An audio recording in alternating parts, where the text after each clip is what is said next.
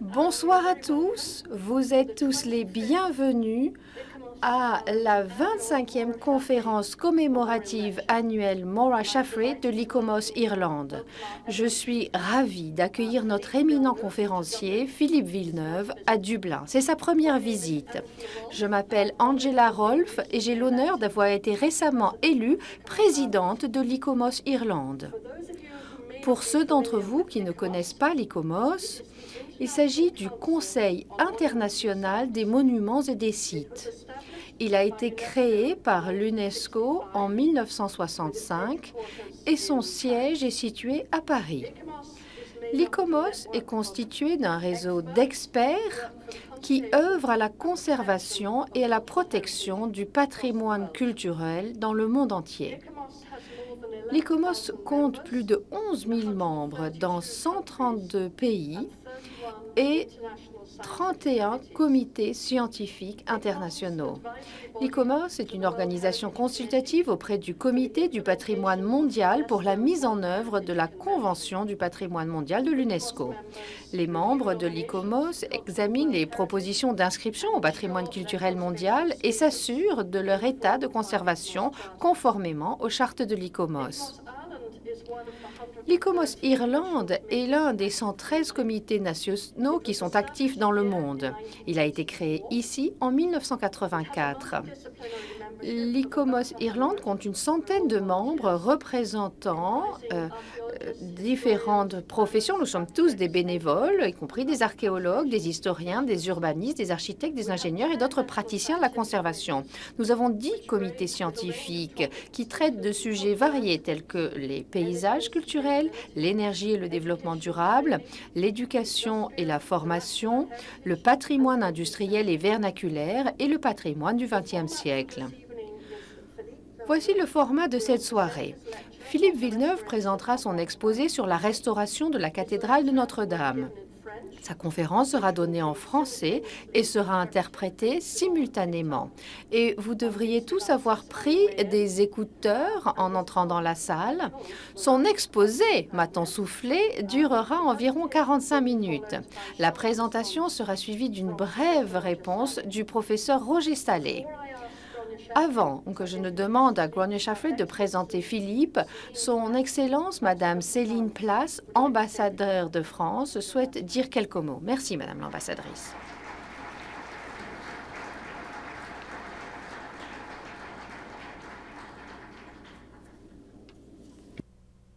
Mesdames et messieurs, bonsoir, éminents invités. Je suis ravie d'être parmi vous aujourd'hui pour ouvrir la conférence commémorative annuelle Maura Shaftesbury de l'ICOMOS Irlande consacrée à la restauration de la cathédrale Notre-Dame.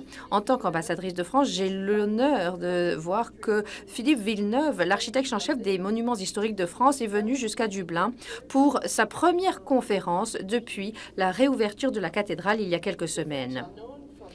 Les Français sont connus pour être fiers d'eux-mêmes et parfois à juste titre.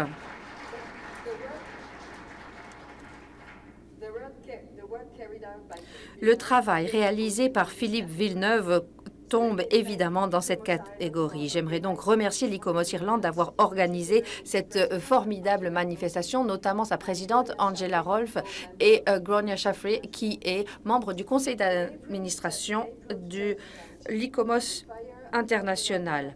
En avril 2019, l'incendie de la cathédrale de Notre-Dame a provoqué une onde de choc qui a été ressentie partout dans le monde. Ce fut une tragédie, pas uniquement pour la France, mais pour le monde entier.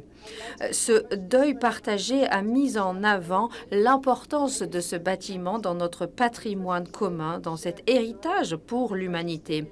Et c'est cette joie que l'on a ressentie partout dans le monde lorsque Notre-Dame a réouvert ses portes près de 5 ans plus tard. Cela a montré la générosité de 340 000 donateurs de 150 pays qui ont contribué à sa restauration. On a récupéré ainsi une enveloppe de plus de 800 millions d'euros. Cette générosité a uni les gens de toutes les nations, de toutes confessions et de tous horizons. Les liens forts, historiques et culturels entre la France et l'Irlande se sont manifestés également pendant cette période difficile. Et nous avons été très touchés par l'élan de solidarité et de soutien de la part des Irlandais. Ce lien reste important puisque vous êtes aussi nombreux ce soir dans cette salle. La restauration de Notre-Dame n'est pas simplement une histoire de générosité, mais également une histoire de savoir-faire extraordinaire. Restaurer le monument fut une tâche énorme qui a requis énormément de respect pour son histoire et un élan de génie. Plus de 2000 artisans se sont retrouvés pour reconstruire ce qui semblait perdu. Leur travail, parfois, utilisait des techniques remontant au XIIIe siècle. C'est un testament à l'excellence intemporelle de nos professions du patrimoine. Un chantier de siècle. La réouverture de Notre-Dame a été un choc d'espérance, comme le président Macron l'a décrit, un rappel de ce que nous pouvons accomplir lorsque nous travaillons ensemble dans un esprit d'unité. Et nous sommes ici dans ce site historique du château de Dublin pour cet engagement conjoint visant à préserver notre patrimoine culturel, non pas simplement comme lien vers notre passé, mais également comme un phare pour notre avenir. Et beaucoup a été dit déjà. Il y aura beaucoup de cérémonies de réouverture de la cathédrale qui ont été visionnées. Mais ce soir, c'est Philippe Villeneuve qui va nous parler directement des gageurs et des triomphes de cette restauration historique. Son leadership a été remarquable, une source d'inspiration. Merci Philippe Villeneuve de nous faire part de votre parcours incroyable aujourd'hui. Go River Margard. Merci beaucoup.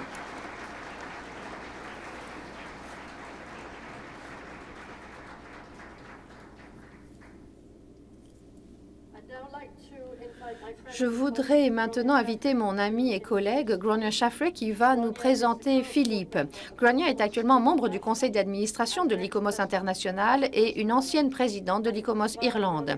Et c'est grâce aux relations de Gráinne au secrétariat international à Paris que Philippe est parmi nous ce soir. Elle va nous le présenter rapidement. Merci.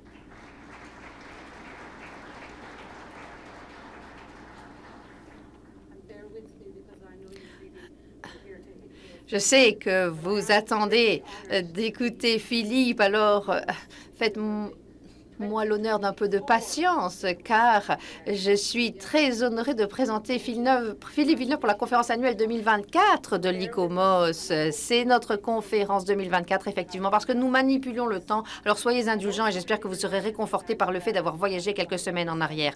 Je suis également ravie, avec Angela et mes collègues de l'ICOMOS Irlande, d'accueillir Philippe et Olivier à Dublin pour votre première visite ici. Et j'espère qu'elle sera agréable et mémorable pour toutes les bonnes raisons. Demain, nous montrerons à Philippe notre château, il l'a demandé, et bien entendu notre cathédrale.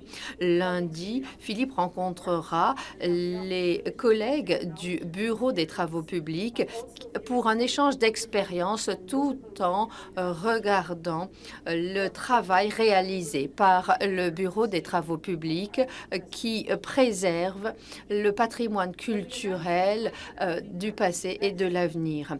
Lorsque nous avons annoncé Philippe comme notre conférencier, beaucoup nous ont demandé comment avez-vous réussi cela?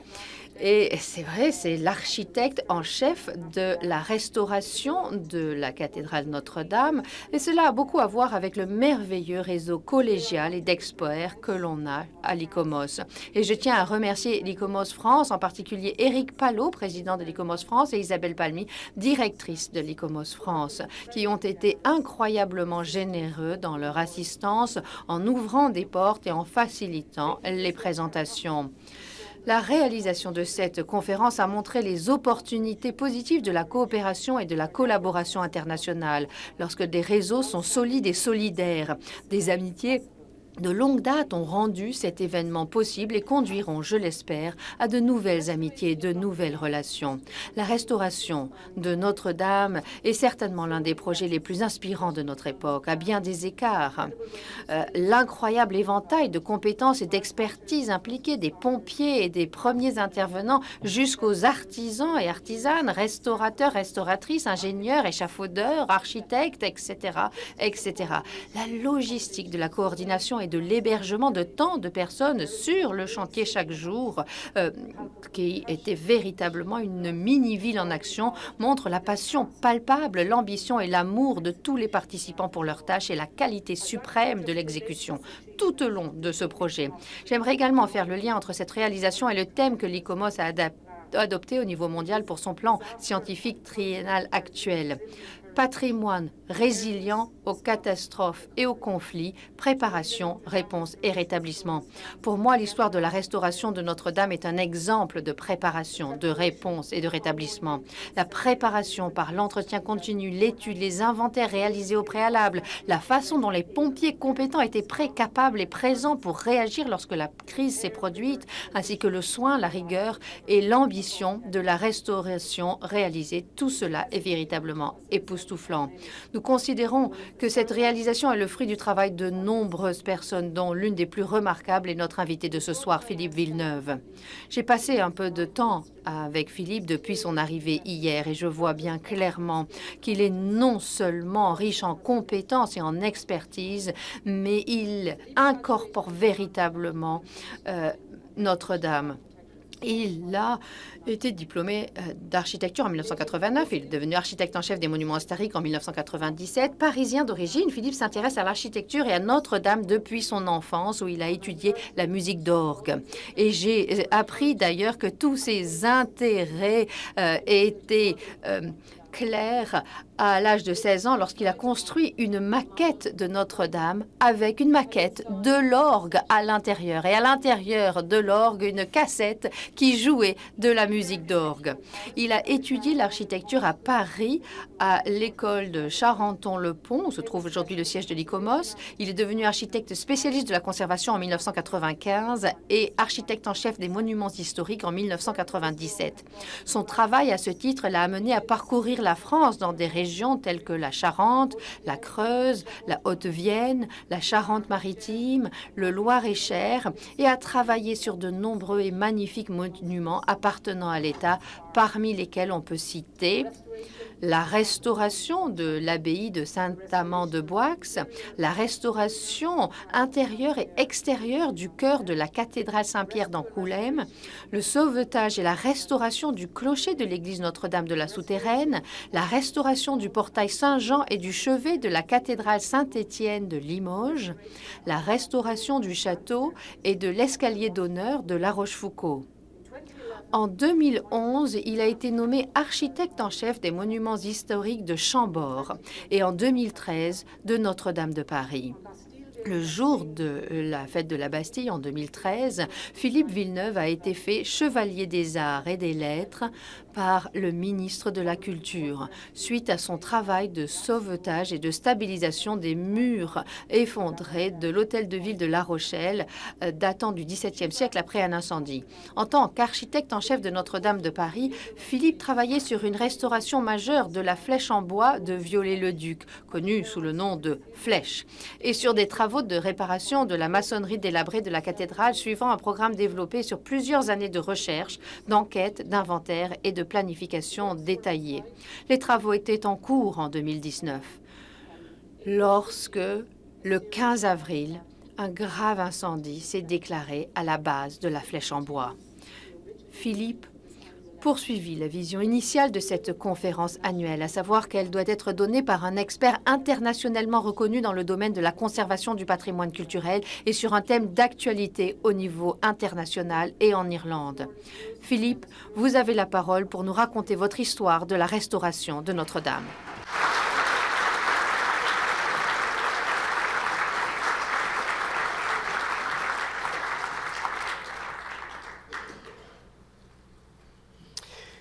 Bonjour. Je vais parler français parce que Après plusieurs expériences de conférences en anglais, ça peut faire rigoler, mais finalement, c'est pas très intéressant. Donc, I prefer to speak in French, but I can try to speak English, as you can see, but that's not very secure for you. So, I'm going to begin to explain you the chantier of restoration. Excusez-moi, je parle anglais. Je vais donc vous parler du chantier de restauration de Notre-Dame depuis le début de l'incendie, c'est-à-dire depuis le 15 avril 2019 jusqu'au le 8 décembre 2024, date à laquelle le président de la République avait donné l'ordre de terminer le chantier. Enfin, ce n'était pas exactement cette date, mais nous avons traversé plusieurs difficultés au cours de ce chantier, comme le monde entier d'ailleurs. Nous avons traversé le Covid, qui a obligé le chantier à fermer pendant plusieurs mois, plusieurs semaines. Puis nous avons eu des conditions météorologiques très défavorables. Et puis nous avons également eu un gros problème concernant la pollution du monument par le plomb suite à la fonte des tables de la couverture, du grand comble et de la flèche. Donc tous ces éléments-là ont fait que, contrairement à ce qu'on pouvait annoncer, 5 ans, c'est-à-dire du 15 avril 2019 jusqu'au 15 avril 2024, j'ai été obligé de proposer un petit temps de rallonge pour porter le délai d'achèvement du chantier jusqu'au 8 décembre 2024. Le 8 décembre étant une fête pour les catholiques qui rend hommage à l'Immaculée Conception, donc à la Vierge Marie et Notre-Dame de Paris, et donc une cathédrale dédiée à la Vierge, ce qui me semblait à peu près cohérent. Je vais maintenant vous présenter l'équipe avec laquelle j'ai pu travailler et faire ce chantier. Vous avez sur cette photographie toute l'équipe de maîtrise d'œuvre, c'est-à-dire de ceux qui sont les architectes, les ingénieurs, les différents bureaux d'études, qu'il ne faut pas confondre avec la maîtrise d'ouvrage. La maîtrise d'ouvrage, c'est le client, celui qui dit « je veux qu'on restaure la cathédrale, voilà l'argent et débrouillez-vous pour le faire ». Donc il ne faut pas faire la confusion entre ces deux choses. Et souvent en France, la différence entre maîtrise d'ouvrage et maîtrise d'œuvre n'est pas comprise, si bien qu'on arrive à vous faire croire que c'est le général Georgelin qui a reconstruit la cathédrale. C'est pas vrai. Voici maintenant la suite de la cathédrale, enfin de l'aspect de la cathédrale juste après l'incendie. Vous avez la cathédrale ici, sur ces photos, vous apparaît telle qu'elle était le 16 avril 2024, dans la journée. Le 15 avril, la cathédrale a brûlé vers 18h20, ça a duré assez tard dans la nuit. Et je suis arrivé de province, lorsque j'ai appris que la cathédrale brûlait, pour me rendre évidemment au pied de la cathédrale, où une multitude de pompiers et de personnes politiques étaient au pied de la cathédrale. Donc je ne me suis pas trop avancé. Et j'ai attendu sagement le lendemain matin que les pompiers viennent me chercher pour pouvoir rentrer dans la cathédrale et établir à ce moment-là l'étendue des dégâts après l'incendie. Et c'est vrai qu'on peut s'interroger sur le fait que le délai de 5 ans annoncé par le président Macron ait été fait, l'annonce a été faite, je crois, le lendemain, le 16, mais sans que personne ne soit rentré dans la cathédrale. Et c'est vrai que, quand on y réfléchit, nous avons eu beaucoup de chance, et le président de la République aussi, puisque nous avons réussi à restaurer la cathédrale en 5 ans, mais parce que, il faut le dire, et c'est un peu affreux, nous n'avons eu qu'une charpente et une couverture, une flèche et 3 portions de voûte qui ont été détruites après l'incendie. Mais il était très difficile de le savoir avant que quelqu'un ne rentre. Et c'est vrai que lorsqu'on voit les photographies de l'incendie, où l'on voit la flèche basculer dans la cathédrale, où on voit le panache de fumée, les flammes et les bruits affreux, on pouvait craindre le pire, c'est-à-dire que toutes les voûtes soient tombées et que la cathédrale ne tenait plus que par miracle. Or, quand on voit sur les photos que vous avez ici, vous pouvez voir l'extrados, c'est-à-dire la partie supérieure des voûtes, avec on appelle en France cela non pas des gravats, mais des vestiges, parce que ça appartient à un monument classé. Donc, c'est du charbon de bois, mais vestige classé. Donc vous voyez sur les voûtes, les restes de la charpente, vous pouvez voir des trous dans les voûtes, et vous pouvez voir à l'intérieur ce que ça donne.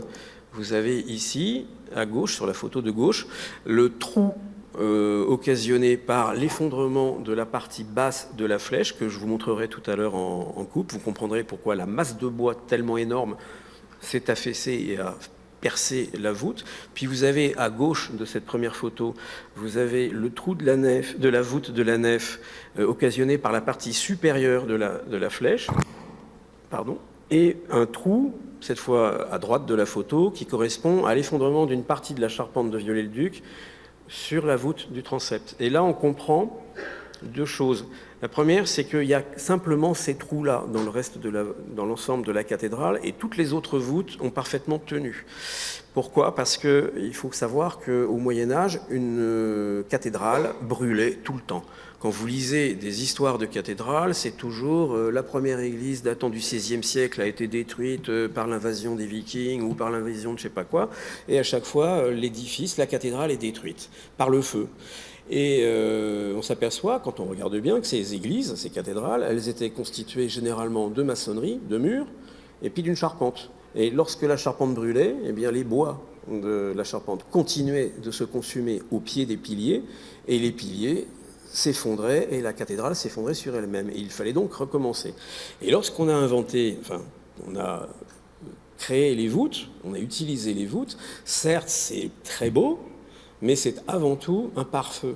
C'est-à-dire que si vous avez un grand édifice protégé par des voûtes, la charpente peut brûler. Normalement, la voûte est faite pour résister à la chute des bois et donc au feu. Et c'est exactement ce qui s'est passé à Notre-Dame de Paris. C'est-à-dire que 800 ans après sa conception, 860 ans après sa conception, les voûtes ont parfaitement fonctionné tel que le maître d'œuvre de l'époque l'avait voulu, c'est-à-dire que lorsque la charpente a brûlé, les bois médiévaux se sont couchés sur la voûte. Certes, une petite partie de l'épaisseur de la voûte a été touchée par les flammes, donc a été un petit peu détruite, mais structurellement, les voûtes ont tenu. Mais tous les trous que vous avez ici sont occasionnés par les bois du XIXe siècle. Alors évidemment, au milieu, vous avez la formidable charpente de Viollet-le-Duc, de la flèche, qui est une masse énorme de bois. Et dans la nef, c'est la partie supérieure de la flèche qui, évidemment, avec le choc et la hauteur, a percé la voûte. Et dans le transept, c'est une des fermes du XIXe siècle, totalement différente en termes de conception de la charpente médiévale, avec des bois très, très gros, qui, au lieu de tomber sur un arc, est tombé sur un voûtin, c'est-à-dire sur la partie la plus fine de la voûte. Et c'est pour ça qu'on a eu un trou dans cette partie-là. Je vais aller un petit peu plus vite, mais ce que vous voyez au milieu, c'est les vestiges, justement, alors en dessous de la voûte en pierre et au-dessus des bois du tabouret, donc de la partie basse de la flèche. Et puis, sur la photo de droite, vous avez les bois de la flèche, de la partie supérieure, qui sont donc tombés, ont traversé la voûte et ont continué de brûler. Et vous pouvez voir que les deux piliers que vous voyez sur le haut de la photo sont brûlés, sont bruns et un peu roses. C'est exactement ce qui aurait pu se passer au Moyen-Âge. C'est-à-dire que les bois continuent de brûler au pied des piliers, et si le feu avait duré plus longtemps, eh bien, ces piliers se seraient affaissés, et toutes les voûtes seraient tombées, les tribunes seraient tombées, les arcs-boutants seraient tombés, et on aurait eu une partie de la cathédrale qui serait effondrée d'elle-même. Et on aurait retrouvé le même phénomène qu'au Moyen-Âge, où les églises s'effondraient systématiquement. Alors ensuite, le 16 avril, donc je suis invité par les pompiers à rentrer dans la cathédrale pour faire un premier état des lieux. Donc je vous ai expliqué à peu près ce qu'il y avait. Et tout de suite, j'ai pu voir les endroits qui étaient les plus dangereux, les plus fragiles.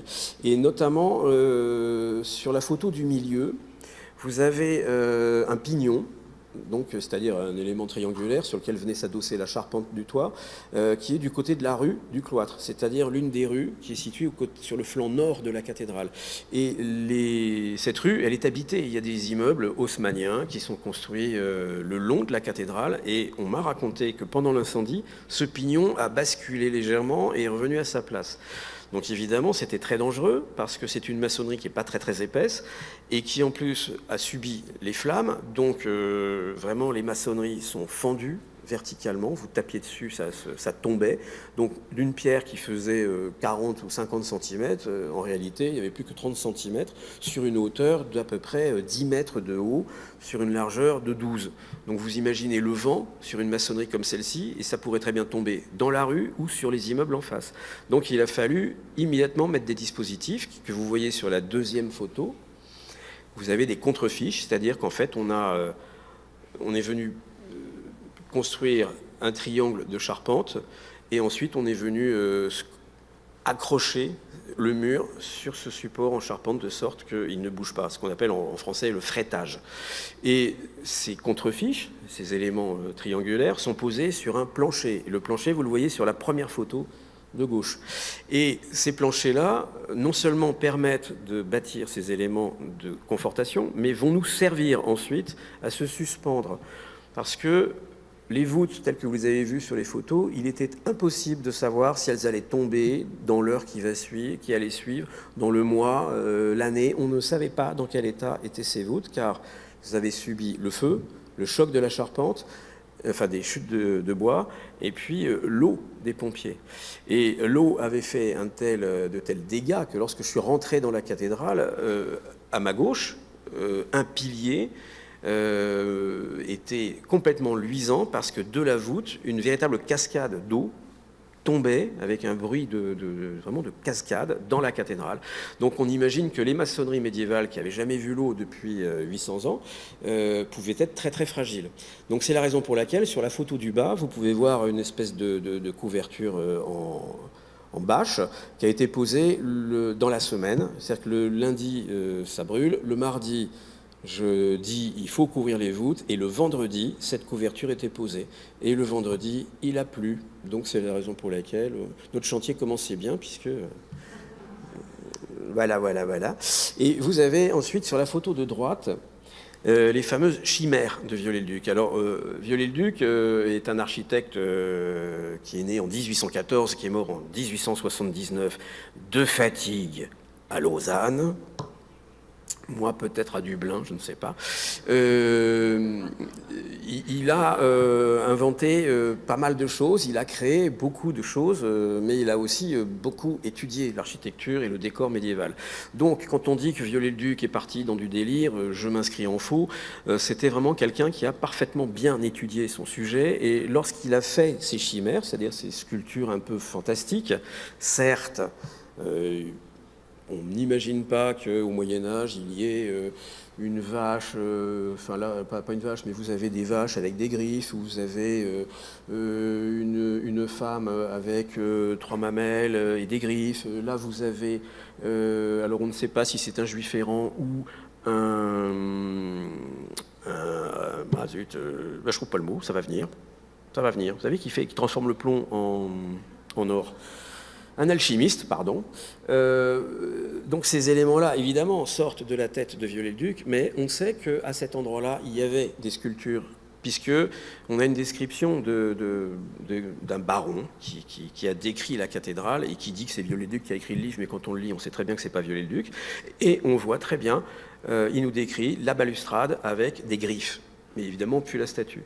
Et quand on regarde une gravure de 1699, on voit très bien la balustrade avec des petites sculptures qui prolongent les crochets qui sont en dessous, exactement comme on les voit là, mais là ils sont brisés. Et donc ces sculptures-là sont précieuses, elles sont dessinées par Viollet-le-Duc, elles ont été sculptées à l'époque de Viollet-le-Duc, et elles ont brûlé. Et quand on voit leur état, ils étaient rubéfiés, c'est-à-dire brûlés. Rubéfiés, ça vient de rose, donc les pierres deviennent roses.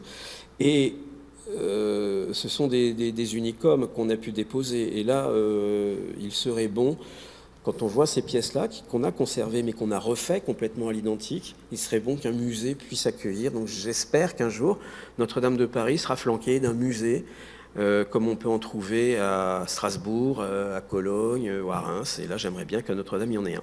Ensuite, pour prolonger les travaux mis en œuvre immédiatement, on a fait appel à une grande quantité de maîtres verriers qui ont été réquisitionnés.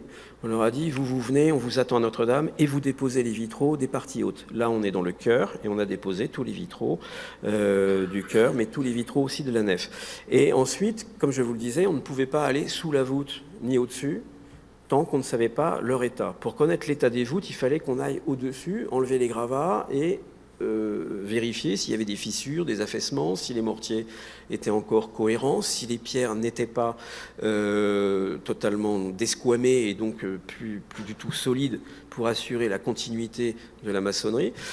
Il fallait bien enlever et évacuer les vestiges, donc les gravats de pierre, de bois, de métal. Mais on a fait appel, comme vous le voyez sur la photo, à des robots qui sont allés sous les voûtes et qui ont ensuite ramené les gravats. Et dans les bas-côtés, vous aviez les archéologues, les chercheurs, la police, puisqu'il fallait faire une enquête pour savoir d'où venait l'incendie, enquête qui aujourd'hui n'a pas livré ses conclusions.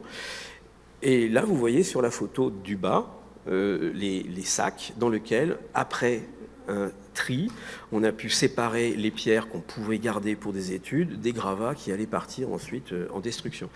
Et tout ça, ça représente des tonnes et des tonnes de matériel pour les chercheurs et les archéologues pour les siècles à venir. Alors ensuite, l'architecture gothique, c'est une architecture qui est dynamique. C'est pas tout à fait comme l'architecture romane ou même romaine, qui est assez statique. C'est-à-dire qu'une voûte romane, bon, elle est en plein cintre, c'est un plein cintre qui a tendance naturellement à s'affaisser. Bon, alors on met des contreforts, mais il arrive un moment où on n'arrive plus à contenir la voûte parce qu'elle a déjà par nature une forme qui n'est pas très résistante. D'où l'invention géniale de l'arc brisé qui fait ça. Donc déjà, il a beaucoup plus de mal à s'affaisser, mais il y a quand même une poussée. Pour contrebalancer cette poussée, on a mis des arcs-boutants. Ces arcs-boutants viennent donc s'opposer à la poussée de la voûte. Ensuite, vous avez une charpente en bois couverte de plomb qui vient ensuite ramener toutes ces poussées au centre, dans le pilier de la nef, donc pour éviter que les poussées n'aillent en dehors et fassent tomber la cathédrale. Et ça veut dire que si vous enlevez un élément de ce système, tout le système peut tout à fait se déséquilibrer. Et c'était ce qui était à craindre, notamment dans la nef et dans le transept, puisque vous aviez des parties de voûte qui avaient disparu, donc la poussée de la voûte n'existait plus, mais l'arc-boutant continuait, lui, de pousser. Et donc, on pouvait risquer d'avoir un arc-boutant qui pousse sur le mur dans le vide. Et donc, le mur aurait pu tomber dans la nef. C'est la raison pour laquelle les 28 arcs-boutants que comporte la cathédrale ont été mis sur cintre. Et vous voyez sur le dessin de gauche un dessin que j'ai pu faire sur un tableau très rapidement avec les entreprises dans 2 petits Algeco, des petits préfabriqués sur un tableau blanc. Et tous les soirs ou tous les matins, je dessinais ce que je voulais voir mis en œuvre et je discutais avec les entreprises, avec d'autres confrères architectes que j'avais fait venir à mes côtés. Et donc on a eu, vous voyez, le dessin. Puis ensuite, l'entreprise a mis en œuvre les cintres que vous avez là et qui sont ensuite mis sous les arcs-boutants de manière latérale. C'est-à-dire que là, on les met verticaux avec un contrepoids que vous voyez en blanc sur la photo du centre. Et puis, vous la voyez ensuite mise en place sous les arcs-boutants de manière latérale, comme ça. Et entre le cintre et l'arc de maçonnerie, il y avait 5 ou 6 centimètres. Donc, et aucun accident, tout s'est très bien passé. Nous avons pu faire ça sur les 28 cintres. Ensuite, vous avez la chose la plus inquiétante, c'était l'échafaudage de la croisée. Comme vous le savez, il y avait un chantier de restauration qui était lancé à la croisée pour restaurer la flèche. On a monté l'échafaudage, la première partie, pour enlever les statues, puis ensuite on devait monter jusqu'au sommet. On n'a pas été jusque-là puisqu'il y a eu un incendie dont la cause n'est toujours pas connue. Et malgré tout, vous avez un échafaudage qui aurait très bien pu s'écrouler, s'affaisser et exploser dans tous les sens. Ça n'a pas été le cas parce que j'avais demandé expressément à l'entreprise d'échafaudage de ne jamais s'appuyer sur la charpente du grand comble, ni sur la flèche. Si bien que lorsque l'incendie a eu lieu, que les bois ont été détruits, eh bien, il n'y a pas eu d'effondrement de l'échafaudage qui est resté uniquement appuyé sur 4 points. Alors je ne sais pas si on le voit sur cette photo, mais on peut voir aux 4 coins de la croisée du transept des consoles sur lesquelles était appuyé uniquement cet échafaudage. Et c'est grâce à cet appui-là que l'ensemble de la cathédrale n'a pas été davantage détruit. Et là, vous voyez les différentes étapes pour déposer cet échafaudage, pour dégager tous les vestiges. Et une fois qu'on a eu déposé ça, on a pu considérer que la cathédrale était sauvée et qu'il n'y avait plus de risque d'effondrement, en tout cas de l'échafaudage. Ensuite, lorsqu'on a dégagé... Then, when we started to clear away the scaffolding, we were able to see the sheaf feet. So that's the main items of the vaulting. I don't know if you can see it here. It might not be so clear, but Viollet-le-Duc, when he wanted to build his spire, he dismantled. Déjà été refaite par Beaufranc au XVIIIe siècle. Beaufranc est un architecte français qui a bâti notamment un petit bâtiment, un petit hôtel qui était situé devant la cathédrale, qui fermait un petit peu le parvis, qu'on voit sur certaines photos anciennes. Et Beaufranc a rebâti la voûte parce qu'on a une croisée d'ogives avec une portée tellement énorme qu'à un moment donné, la voûte médiévale commençait à s'affaisser. Et Beaufranc a eu l'idée géniale de créer un oculus au centre de la voûte pour réduire la portée de l'arc. Donc du coup, l'arc s'arrête ici, puis il y a un oculus qui répartit les forces. Et Viollet-le-Duc, lui, pour bâtir sa voûte, a démonté la voûte, enfin pour bâtir sa flèche, pardon, a démonté la voûte et a descendu jusqu'au chapiteau qui supportait la voûte pour prolonger le pilier de la croisée. Et c'est ce que vous voyez sur la photo du centre et sur la photo de droite. En fait, c'est un pilier qui descend et la voûte habille ce pilier avec le pied de gerbe. Et c'est sur ces pierres-là que repose uniquement la flèche de la croisée du transept de Viollet-le-Duc. C'est vraiment là l'appui, les 4 appuis de cette flèche qui est absolument géniale. Ensuite, on a rempli toute la cathédrale d'échafaudage, c'est devenu Notre-Dame d'acier.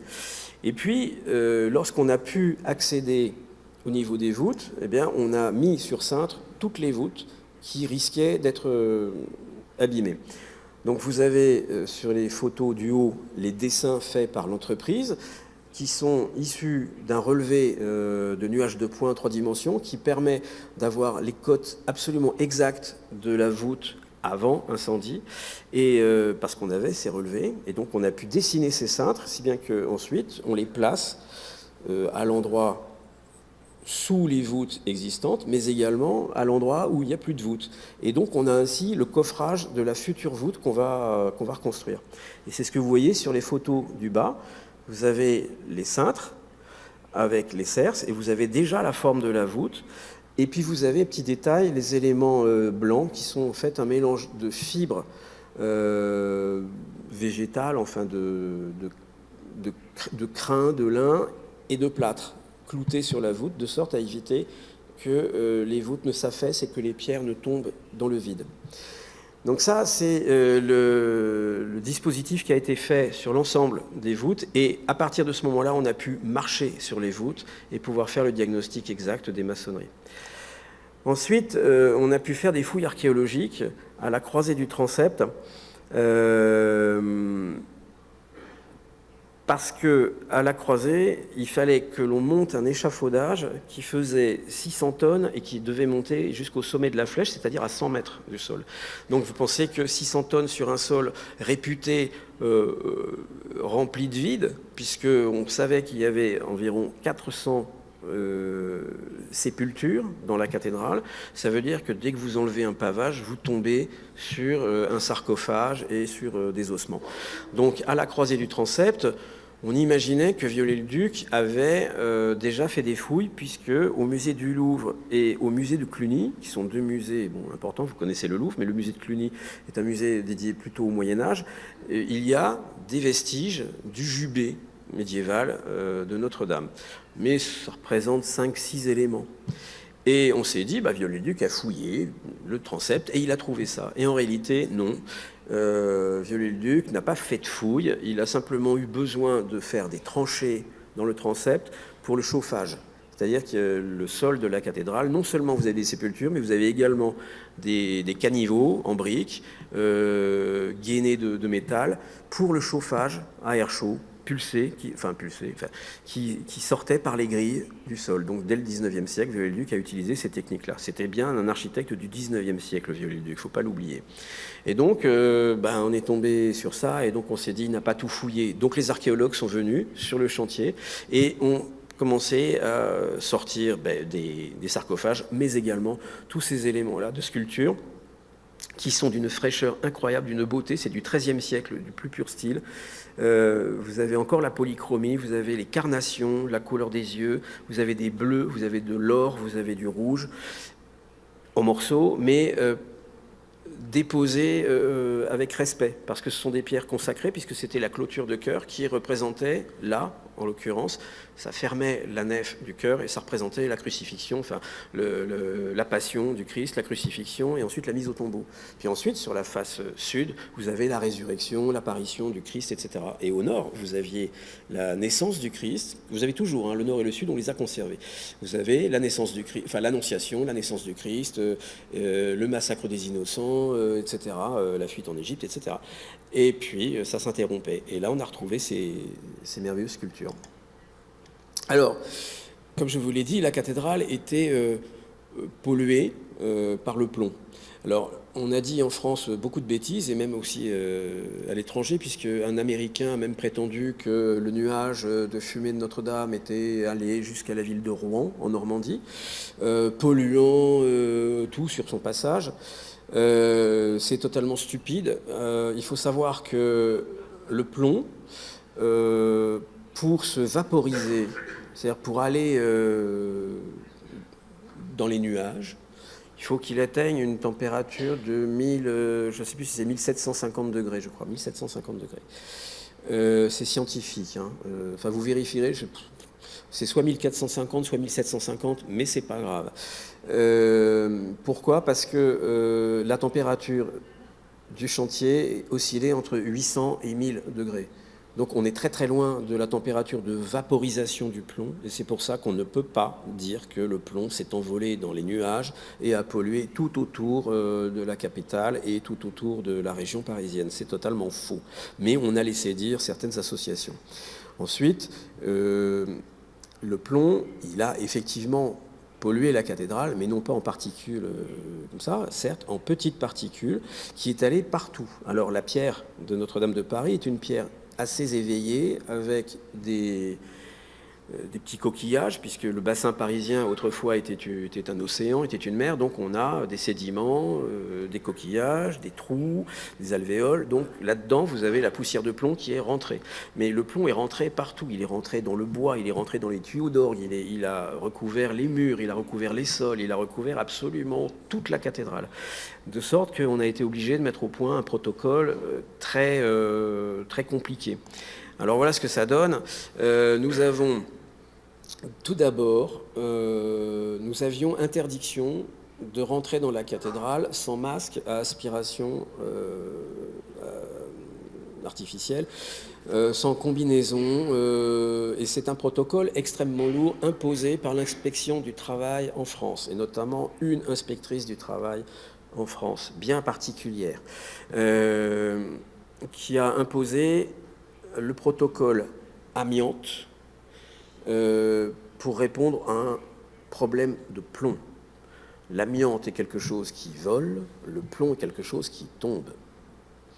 Mais nous étions donc obligés de rentrer dans un vestiaire, de se déshabiller, de porter de ravissants petits slips et petites combinaisons en papier, porter des bottes, mettre un casque, des masques, et on devait aller dans la cathédrale.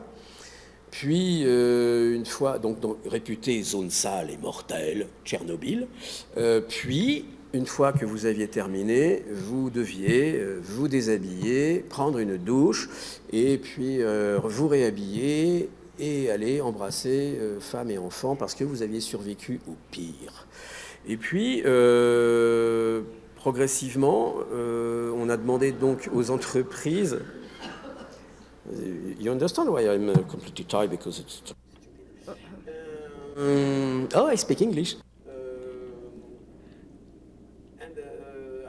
Nous avons d'abord commencé à faire une aspiration à très haute efficacité, THE en français.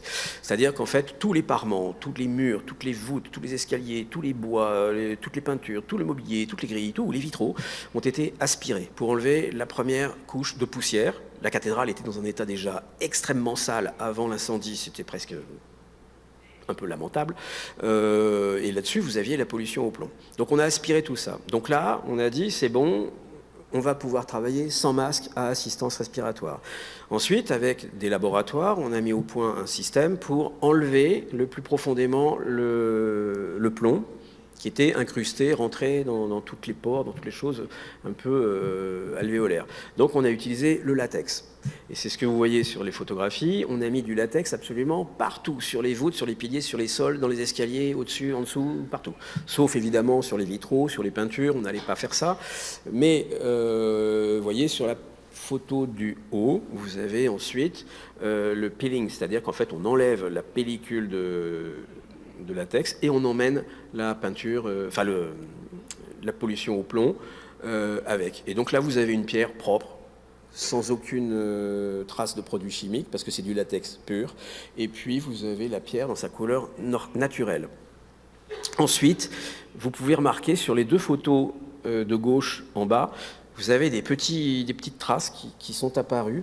Et c'est une réaction entre les pigments d'un décor éphémère fait par Viollet-le-Duc pour le baptême du prince impérial, donc du fils de Napoléon III.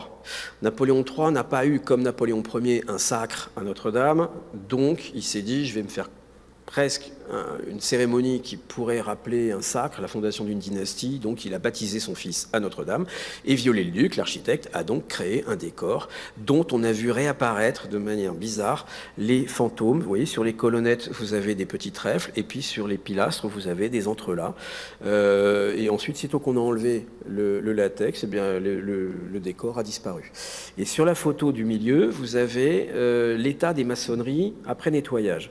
Les maçonneries de la cathédrale ont été souvent restaurées, que ce soit au Moyen-Âge, que ce soit après le Moyen-Âge, que ce soit au XVIIIe siècle, que ce soit au XIXe siècle, que ce soit au XXe siècle et que ce soit au XXIe siècle.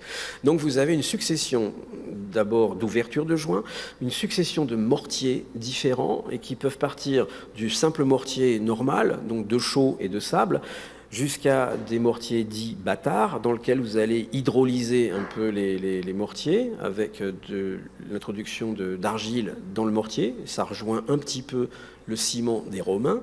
Et puis, vous avez carrément le ciment, le vrai de vrai, qu'on a utilisé dans les années 50, 30 et 50 sur les cathédrales en disant « qu'est-ce que c'est bien, c'est dur ». Mais tout ça, c'est une catastrophe pour la conservation d'un monument. Et esthétiquement, c'est un peu compliqué. Mais il y a aussi quelque chose de terrible. Je passe, on a vu des décors, mais c'est pas très grave. Et aussi quelque chose d'abominable, c'est que Viollet-le-Duc, quand il a restauré ses maçonneries, a surligné tous ses joints d'une couleur grise. C'est bien que vous aviez la pierre blonde, et puis vous aviez des joints gris, comme sur la photo de droite. Vous distinguez, il y a des joints avec des balèves, mais aussi un trait sombre, qui est le joint de Viollet-le-Duc. Et mes prédécesseurs, quand ils ont épousseté un petit peu la cathédrale, ont vu ça et ont dit c'est pas possible, on va peindre les joints de la couleur de la pierre. Et moi, comme j'ai un peu plus nettoyé que mes prédécesseurs, et que mes prédécesseurs l'avaient fait, j'ai donc utilisé la même technique, j'ai nettoyé les pierres, mais j'ai repeint tous les joints de la cathédrale de la couleur de la pierre. Donc ça donne ces éléments-là qui sont à droite.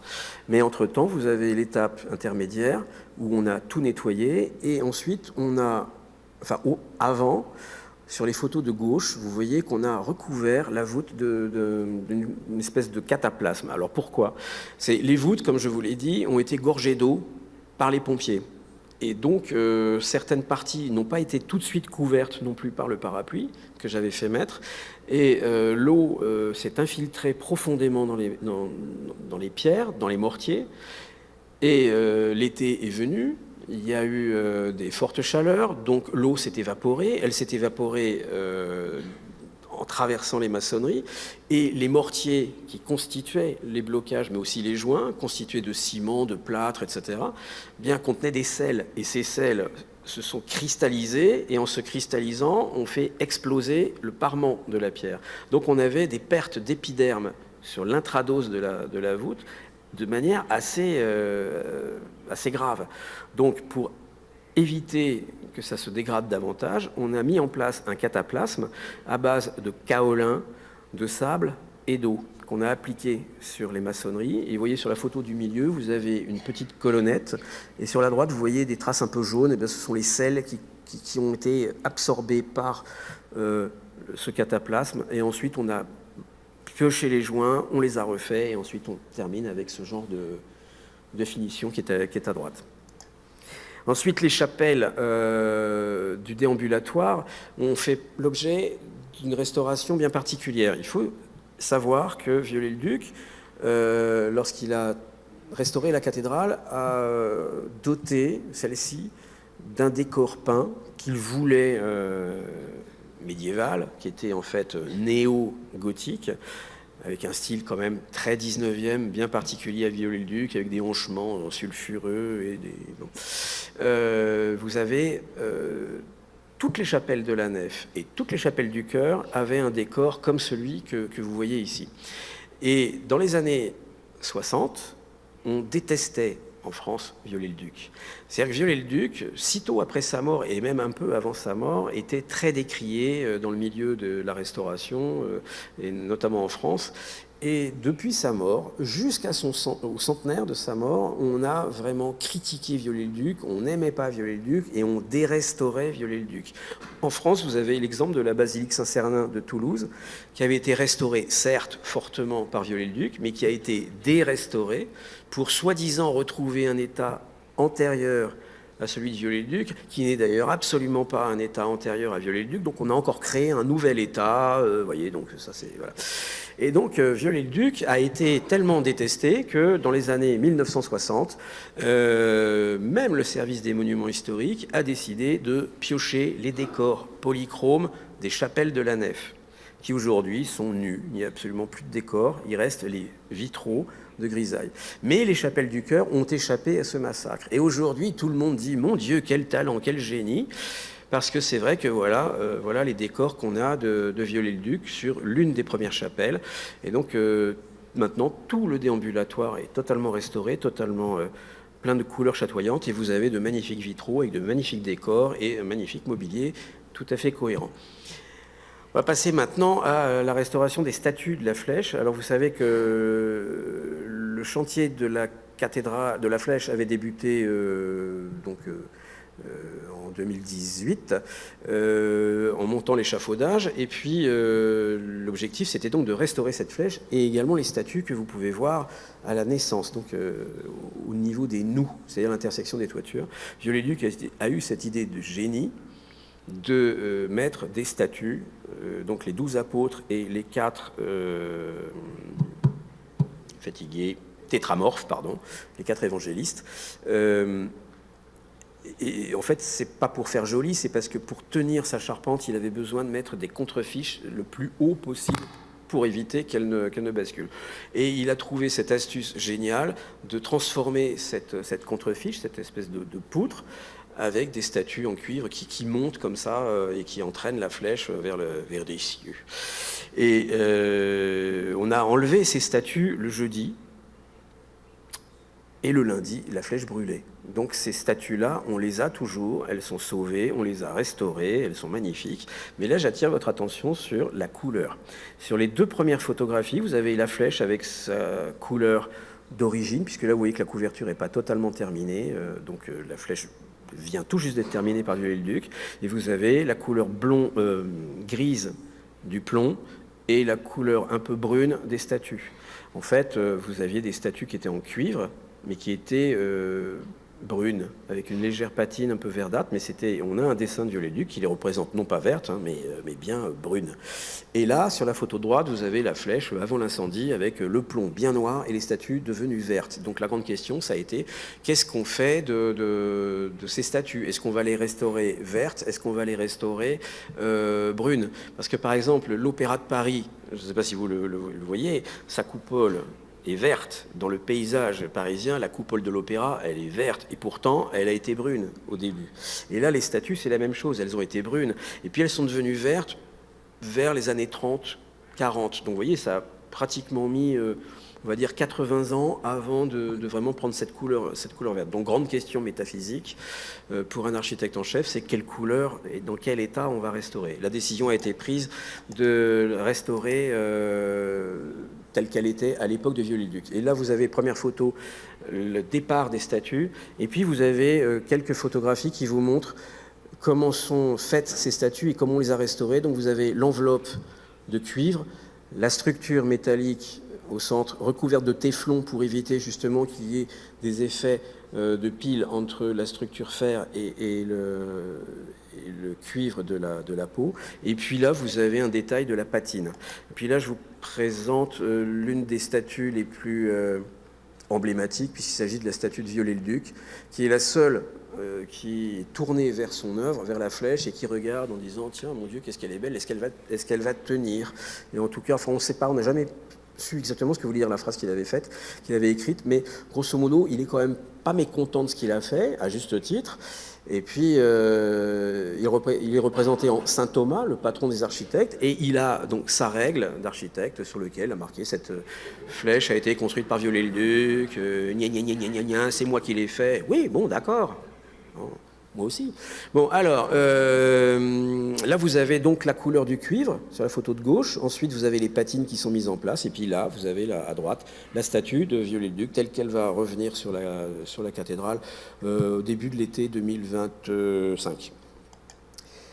Et alors, pour rebâtir la flèche, on avait beaucoup d'éléments. On avait des dessins de Viollet-le-Duc, on avait l'épure qui avait été tracée par le gâcheur, c'est-à-dire le compagnon qui avait en charge de dessiner toutes les pièces de bois à la bonne mesure au sol, et donc de pouvoir ensuite faire tailler les bois. Donc on a ces documents-là, on avait des maquettes, on a même les dessins de Viollet-le-Duc et les explications de Viollet-le-Duc, et puis on avait aussi des relevés 3 dimensions.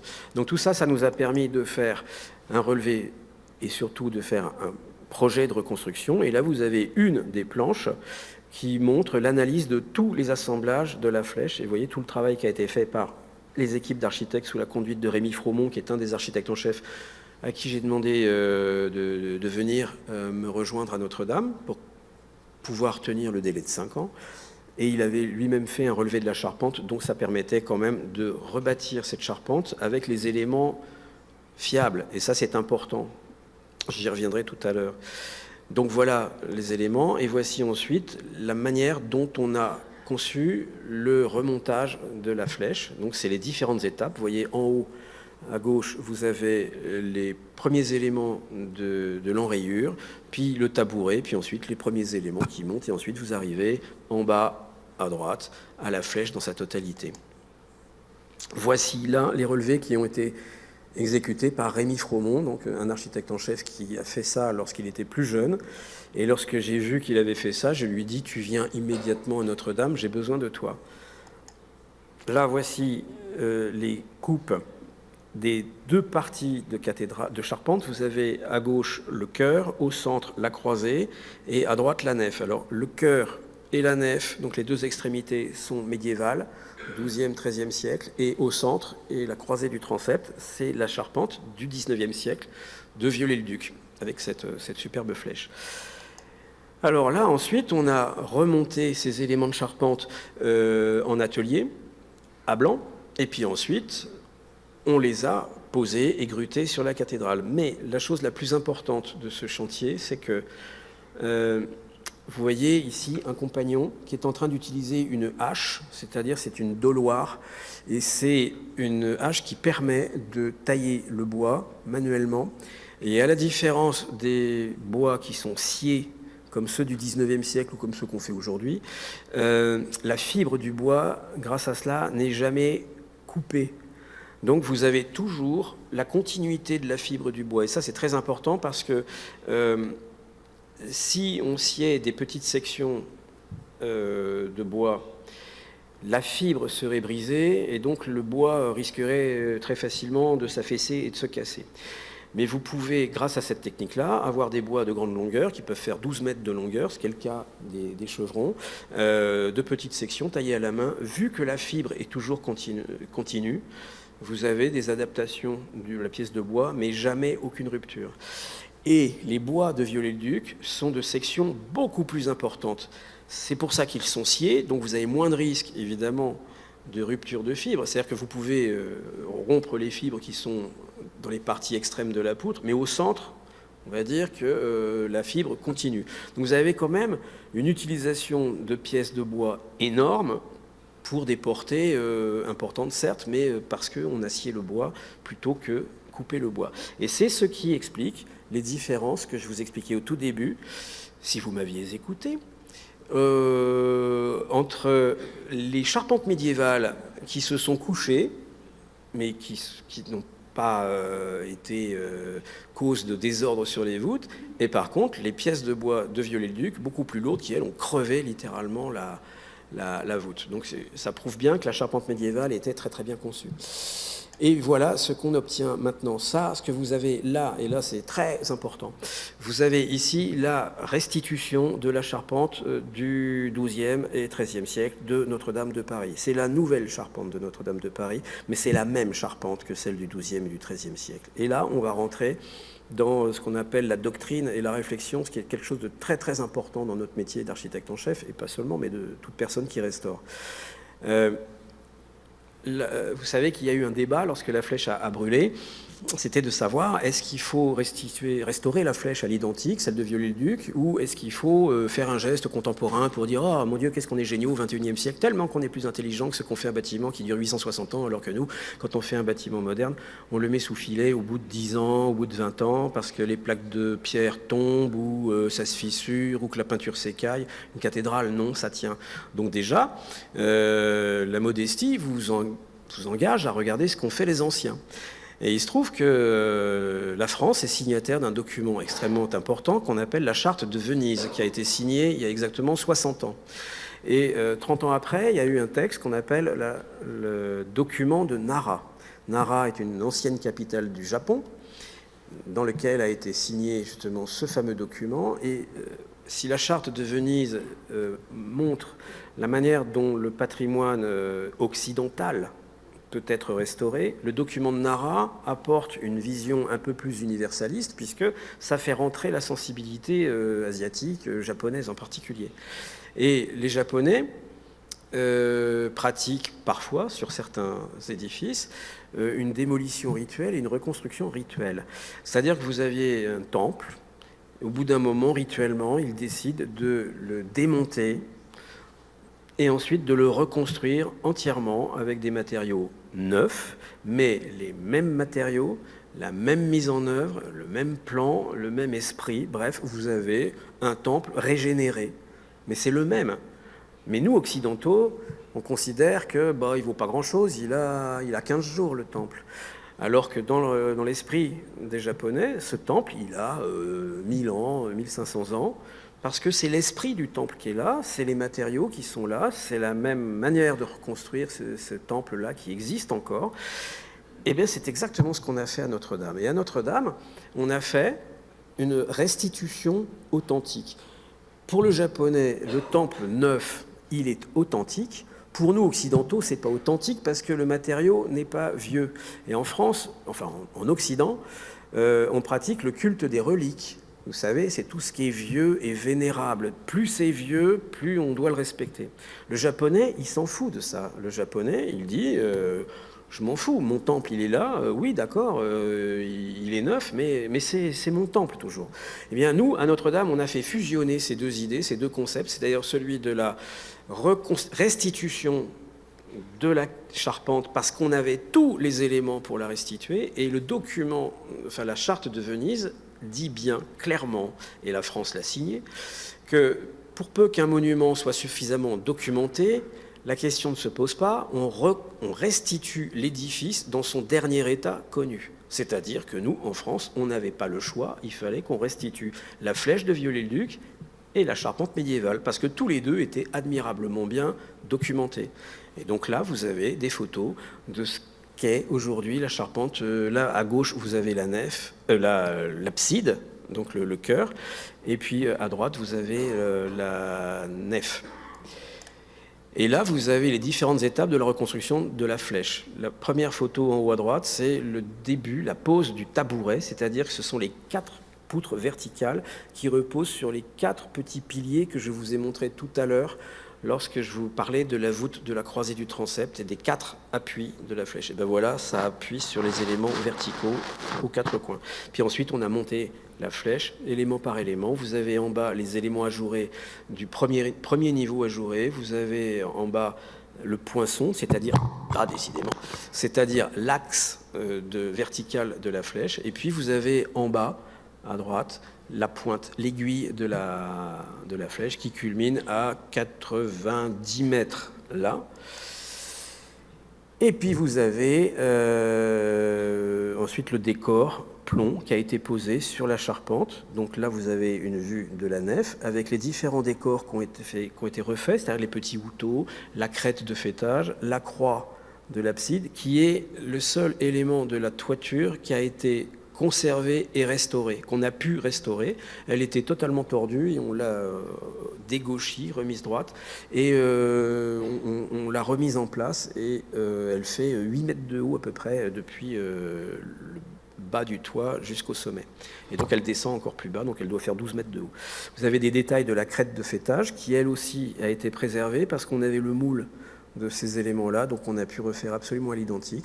Et puis vous avez des détails, des crochets qui ornent la flèche de la croisée, avec, sur la photo du bas, vous pouvez distinguer les oiseaux, là, les grands-ducs, qui sont un peu l'emblème de Viollet-le-Duc. Alors ensuite, on a reconstruit les voûtes. Comme je vous le disais tout à l'heure, on avait le coffrage de la voûte, on avait tout le négatif de la voûte, donc à la fois pour restaurer les parties un peu fatiguées, mais également pour reboucher les parties effondrées. Donc là, vous avez les cintres, les différents éléments avec les cerces, et puis vous avez les différents rangs de pierres qu'on met en place. Et sur la photo de droite, c'est moi qui pose la dernière pierre de la première voûte reconstruite. Et j'ai tenu à ce que ce soit moi qui le fasse, parce que c'était la première voûte qu'on refermait. Et pour moi et pour les compagnons, c'était un jour très important, parce que c'était la première cicatrice de la cathédrale qu'on refermait. Il y a eu ensuite 2 voûtes qui ont été refermées. Je ne me suis pas occupé de la fermeture. Ensuite, là, je vous parlais de l'oculus tout à l'heure, quand je vous expliquais le fait que la voûte de la croisée du transept, au Moyen-Âge, c'était affaissé, parce que quand vous prenez la diagonale des arcs, avec au milieu, il y avait une clé de voûte, une simple clé de voûte, vous aviez une portée extraordinaire de 16 mètres, donc vraiment la voûte médiévale commençait vraiment à s'affaisser. Donc Beaufranc a eu l'idée de créer cet oculus. Cet oculus a été doté de 4 statues d'anges, dont vous avez un élément ici, et puis d'une peinture avec représenté la Vierge à l'enfant, dessinée par Viollet-le-Duc. Et tout ça, évidemment, a été détruit par l'effondrement de la flèche. Et là, vous avez l'un des 2 seuls anges qu'on a pu récupérer des décombres. Les 2 autres ont été pulvérisés par l'effondrement. Et vous avez en haut, à droite, donc les stocks des différentes pierres qu'on a pu trier lorsque je vous montrais les premières photos avec les robots où on a pu trier. Donc on a stocké toutes les pierres numérotées en vue, pas de les reposer, mais de les analyser, puisque là, grâce à ces pierres-là, on a pu savoir comment étaient posées les pierres, est-ce qu'elles étaient numérotées ou pas, quelles étaient les épaisseurs des joints. Il y avait des signes qui montraient le sens de pose. Donc il y avait un V ou une croix, je ne sais plus, je crois qu'il y avait une croix qui indiquait que c'était cette face-là qui devait être sur le dessous, et puis ensuite ça devait venir comme ça. Et c'est en démontant la voûte qu'on a pu découvrir ce genre de choses. Donc c'est grâce à l'effondrement de la voûte qu'on a pu savoir ces choses-là. Et là, vous avez des éléments que nous avons faits pour préparer la reconstruction. Et faire la reconstruction, ben voilà, vous aviez un premier ange, on a fait des moulages des 2 anges, et ensuite on a resculpté celui-là, on l'a refait, puis après vous avez la peinture qui redonne encore d'autres expressions. Et pour les 2 autres, on a fait un mélange des 2, c'est-à-dire qu'on a pris les oreilles de l'un, on les a agrandies, on a tiré le nez, on a mis les yeux, on a changé la coiffure, et on a inventé 2 têtes d'ange, mais qui sont dans l'esprit de celui du XVIIIe siècle. Et je n'ai pas mis ma tête, je précise. Et là, vous voyez, là, je constate la différence de temps entre ce que je dis et ce que vous écoutez.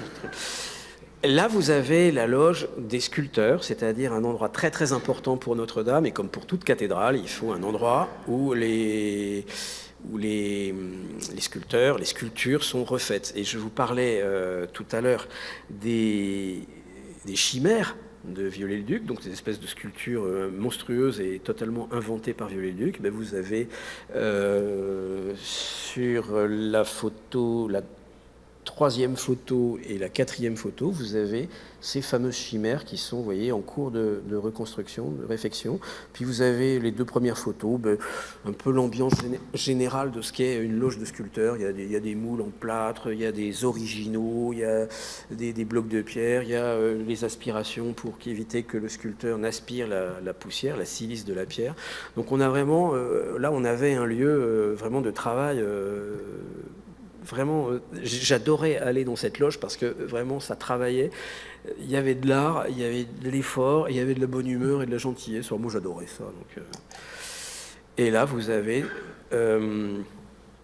3 étapes de restitution d'une chimère. Là vous avez à droite l'original, c'est-à-dire la sculpture de l'époque de Viollet-le-Duc qui était donc sur le balcon et qui a été détruit, abîmée par les flammes. C'est pour ça qu'elle est rose et qu'elle est fendue. On a dû la recoller pour pouvoir avoir cet élément-là dans la bonne échelle.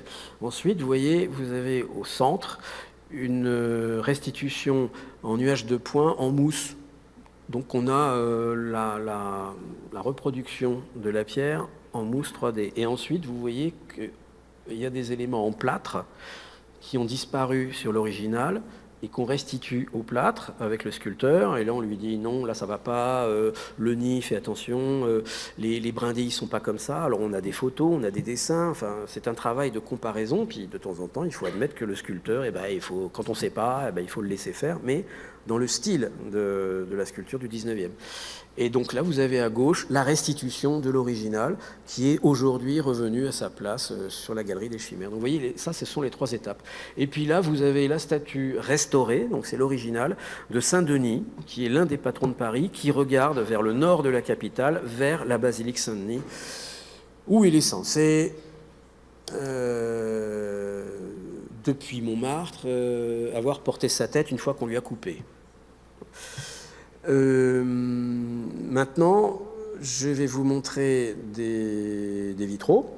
Vous avez 2 types de vitraux. Les vitraux des années 1960 qui ont été posés dans la nef et dans les tribunes de la nef. Et puis à droite, vous avez un élément d'un des vitraux du chœur, dessiné par Viollet-le-Duc et exécuté par Maréchal de Metz, qui est un maître verrier du 19e siècle. Alors, ensuite, les grandes orgues. Les grandes orgues, elles étaient, vous voyez, intactes. Ça, c'est juste après l'incendie. Les vitraux, je ne sais pas ce qui s'est passé, là. C'était pas du tout, ça. Excusez-moi, il y a toujours... c'est une catastrophe, là. Bon, là, vous avez l'état de l'orgue, les tuyaux, les 2... the pipes and the keyboard. Les tuyaux et les claviers de la console. Et vous pouvez voir la couleur un petit peu jaune, c'est le plomb qui est tombé sur les claviers ainsi que sur le buffet. Et là, vous avez les grandes orgues restaurées complètement avec les tuyaux. Tous les tuyaux ont été déposés, sauf les plus grands. Les plus grands tuyaux de l'orgue de Notre-Dame mesurent plus de 10 mètres de haut, ce qu'on appelle un 32 pieds. Un pied, ça fait 33 cm environ, multiplié par 32, et vous avez la hauteur du tuyau. Et là, vous avez différentes vues de l'orgue en cours de démontage et ensuite de remontage. Ça, c'est pour l'orgue. Ensuite, on a restauré les chapelles, comme je vous le disais, et les décors peints. Et là, vous avez des exemples de chapelles totalement restaurées, avec, là, cette fois, c'est même plus du néo-gothique, c'est du peinture 19e, avec véritablement des portraits, notamment sur la photo de droite. Et puis, au centre, vous avez des toiles, grandes toiles du XVIIe siècle que l'on appelle les Mai. Alors les Mai, c'est M-A-Y, comme le mois de mai.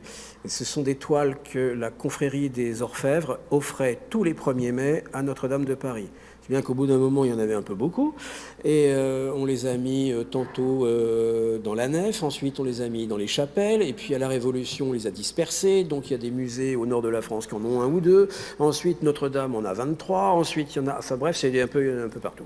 C'est le résultat de la Révolution française. Et donc voilà des détails de ces toiles qui étaient pas forcément en bon état, qui n'ont pas souffert de l'incendie, qui n'ont pas reçu d'eau, mais qui ont été couvertes en fait d'une poussière assez importante avant l'incendie, qui ensuite ont été polluées par la pollution du plomb.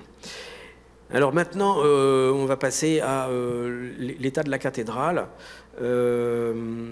Alors, vous allez voir avant, après. To the left, à gauche, vous avez le trou de la voûte de la nef, occasionné par la chute de la partie supérieure de la flèche. Donc ça a détruit un losange entre deux clés de voûte. Alors ce sont des voûtes sexpartites à Notre-Dame, c'est-à-dire que c'est une voûte sur plan carré qui est divisée par un arc central et ensuite 2 diagonaux, ce qui définit 6 quartiers, donc sexpartites. Et au centre, vous avez donc la clé de voûte. Et en fait, est-ce qu'il y a un petit joujou là? On ne peut pas montrer là-dessus. On ne peut pas jouer. Hein. Bon. À gauche, vous voyez après l'incendie et à droite, après reconstruction de la voûte. Et la partie qui a été reconstruite est absolument invisible par rapport au reste des voûtes qui ont tenu. Parce que là, si je ne vous dis pas que c'est entre cette clé de voûte et l'autre clé de voûte, donc la diagonale, vous voyez aucune différence entre les maçonneries du losange, avec celle d'avant et celle d'après. Et ça, c'est ce que j'ai absolument exigé des maçons. Et là, j'ai vraiment eu la chance d'avoir des compagnons maçons extraordinaires, parce que je leur ai fait faire 2 fois les joints, mais il fallait absolument pas qu'on voit la différence entre les voûtes qui avaient été épargnées par l'incendie et les voûtes qui avaient été détruites. Ça, c'était absolument important. Je ne voulais aucune trace de l'incendie à l'intérieur de la cathédrale. On a le droit d'avoir ses caprices. Là, c'est l'ensemble des voûtes reconstruites. Et vous avez donc là les 3 parties reconstruites de la cathédrale. La croisée avec l'oculus. Là, vous avez la nef, vous avez donc entre les 2 premières clés de voûte, le losange, et puis la voûte en haut, le 2e triangle de la voûte sexpartite. Donc depuis la clé de voûte, tout ce triangle-là a été détruit. Et là, c'est pareil, on ne voit absolument pas la différence. Voilà, et puis là, vous avez plusieurs vues de la cathédrale après, donc achevée. Je dois dire, parce que ça fait du bien, que je suis fou furieux de l'éclairage qui a été installé, mis en œuvre. L'architecte en chef n'a malheureusement pas son mot à dire, jusqu'à ce que je m'énerve, concernant la conception de l'éclairage de la cathédrale. C'est le clergé affectataire qui a demandé à un sculpteur lumière, un électricien, de faire l'éclairage. Et la couleur est très violente, très blanche, et elle écrase littéralement tout le travail en fait que je m'étais échiné à faire avec les compagnons pour montrer la blondeur de la pierre, la douceur de la pierre et la subtilité entre les maçonneries et les joints. Le clergé a bombardé les voûtes d'une lumière violente, et en outre, dans le genre stupidité, éclaire les grandes roses nord et sud avec des projecteurs à l'intérieur de la cathédrale. Je vous laisse juge. D'autres vues de l'intérieur de la cathédrale avec, là cette fois c'était pendant le chantier. Donc c'était une lumière qui nous permettait d'être aux normes et d'avoir une lumière violente parce qu'on travaillait encore dans la cathédrale. Le problème, c'est que le clergé a laissé ce genre d'éclairage définitif. Alors, la suivante, ça concerne The Rooster. Vous savez, au sommet de la flèche, il y avait un coq dessiné par Viollet-le-Duc. Et en 1937, la flèche a été restaurée. Et beaucoup d'éléments ont été refaits, la couverture, etc., ainsi que le coq. Le coq qui était au sommet de la flèche n'était plus déjà celui de Viollet-le-Duc, mais était celui refait, recopié par un de mes prédécesseurs, Émile Brunet, dans les années 35-37. Après l'incendie, vous avez tous vu que la flèche, elle a basculé, tout le monde avec le cri d'effroi, la flèche est tombée sur les voûtes. Mais avant de tomber sur le toit, le coq est sorti de son axe et est tombé sur la toiture des tribunes. Et c'est le petit point vert sur la photo du milieu, c'est le coq. Et j'ai pris cette photo le 16 depuis la tour nord. Et toute la journée, je me suis dit, je ne quitte pas le chantier tant que je n'ai pas ramené le coq. Et donc, ce qui fut voulu fut fait. J'ai ici ramené le coq en bas. Et ça, c'est le coq de 1935, cabossé. Il faut savoir qu'il est miraculé parce que dedans, il y avait 3 reliques. Les reliques de la couronne d'épines, enfin, un élément de la couronne d'épines qui est conservé dans la cathédrale, une relique de Saint-Denis, patron de Paris, et une relique de Sainte-Geneviève, patronne de Paris. Comme par hasard, ces 3 éléments ont été épargnés et n'ont pas disparu dans les flammes. Et donc, je me suis dit que refaire une copie de ce coq n'avait pas beaucoup de sens compte tenu de ce qu'il avait vécu et de ce que la cathédrale avait vécu. Or, comme je vous l'ai dit, je ne voulais absolument aucune trace de l'incendie dans la cathédrale ou même à l'extérieur, parce que c'est comme si on voulait, je ne sais pas, si la Joconde avait brûlé une partie, laisser la trace de l'incendie sur la Joconde. Non, elle a brûlé à telle époque. Non, ce qui compte, c'est la Joconde, c'est pas le souvenir de l'incendie. Et donc pour moi, il était évident que ça pouvait pas être ce coq-là qu'on allait remettre. Et donc je me suis amusé à en dessiner un, qui est celui-ci. À gauche, c'est un croquis.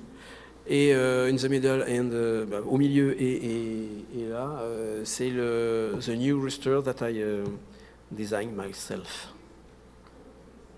And pour finir, soyez sages, c'est la dernière. J'ai pas été trop long. Si, il y en a une qui dort, mais je vous dirai pas où elle est. Alors, pour finir,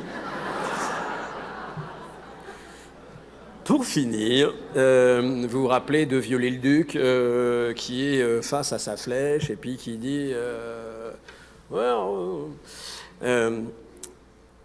Victor Hugo a écrit, je crois que c'est Victor Hugo, I'm not sure, but que objets inanimés, avez-vous donc une âme? Je ne sais pas si c'est Victor Hugo ou Lamartine, je ne sais plus, c'est l'un des deux.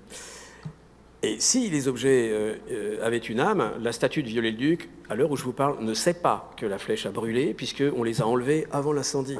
Donc la statue de Viollet-le-Duc ne sait pas que sa flèche a brûlé. Donc je trouve plutôt rigolo d'imaginer qu'on va replacer bientôt Viollet-le-Duc au pied de sa flèche. Poum, regardez comme ça. Hein. But what is this? And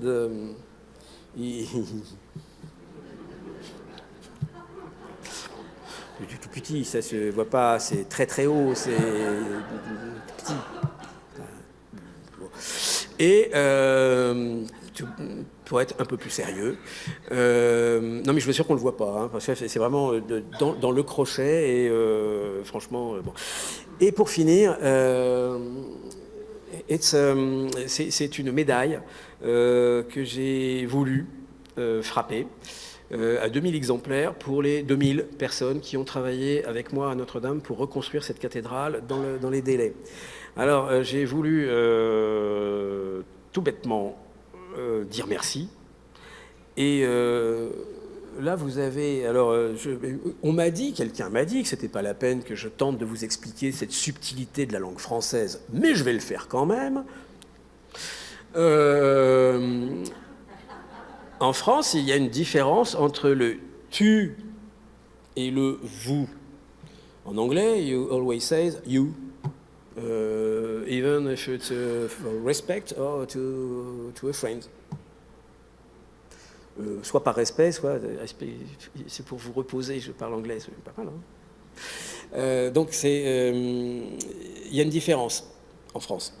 Et donc sur ce chantier, j'ai absolument voulu, et par nature et parce que je trouvais que je me sentais mieux comme ça, absolument tutoyer les compagnons. C'est-à-dire, je ne dis pas vous, mais je dis tu. Et j'appelle les gens, quand je m'en souviens, par leur prénom. Et j'avais demandé que les compagnons fassent pareil avec moi. Je ne suis pas monsieur l'architecte. Bon, s'il y en a bien un qui a fait ça une fois, il s'en souvient encore.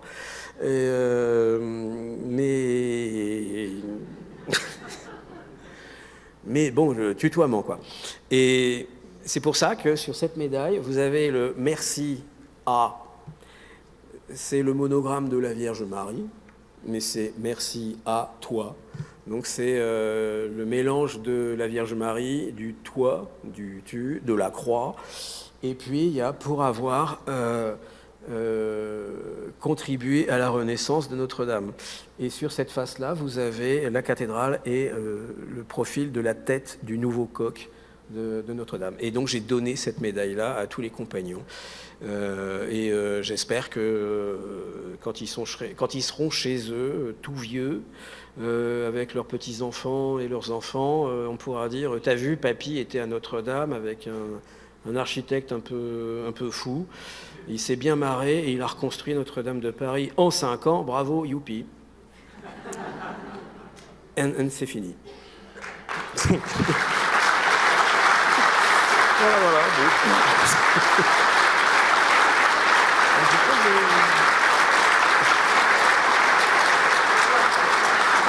Désolé, hein. Tu want to go and sit over there and have some water? Yes.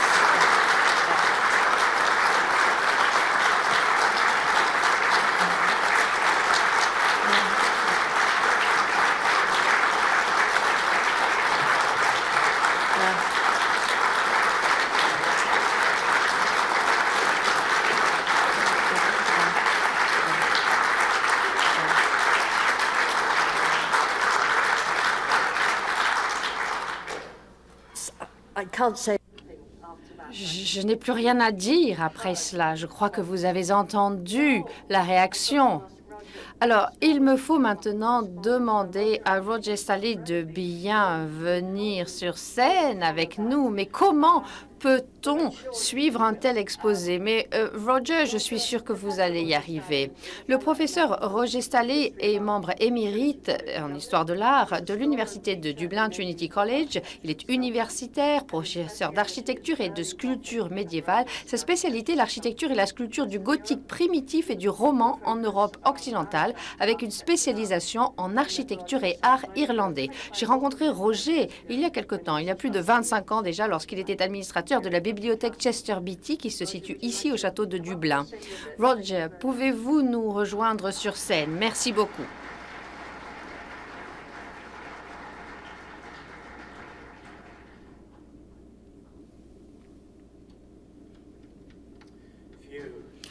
Phew! Comment puis-je être un deuxième orateur après cet exposé sensationnel? Je crois que ça a été un privilège incroyable pour nous tous ici d'entendre cet exposé passionné, passionnant, riche d'informations. Merci Philippe, ce fut magnifique cette présentation. Vous avez expliqué tout ce que vous avez fait à Notre-Dame. Il y a tellement d'éléments extraordinaires que vous avez mentionnés. La complexité de cette tâche immense avec autant de spécialistes, autant d'équipes rassemblées. Vous avez parlé des 2000 artisans. L'organisation elle-même a été incroyable. Autant de décisions qui devaient être prises et puis des décisions pratiques et des décisions basées sur des principes également, comme on l'a entendu. Et puis tous les problèmes, les dangers. N'oubliez pas Covid qui entre dans la danse pour vous aider, si j'ose dire, à accumuler ces difficultés. Mais ce qui m'a paru encore plus extraordinaire, ça a été la rapidité. La rapidité avec laquelle cela a été fait en un peu plus de 5 ans, dans un monde où, on le sait très bien, les grands projets peuvent prendre des décennies et non pas des années. Mais apparemment pas en France. C'est extraordinaire.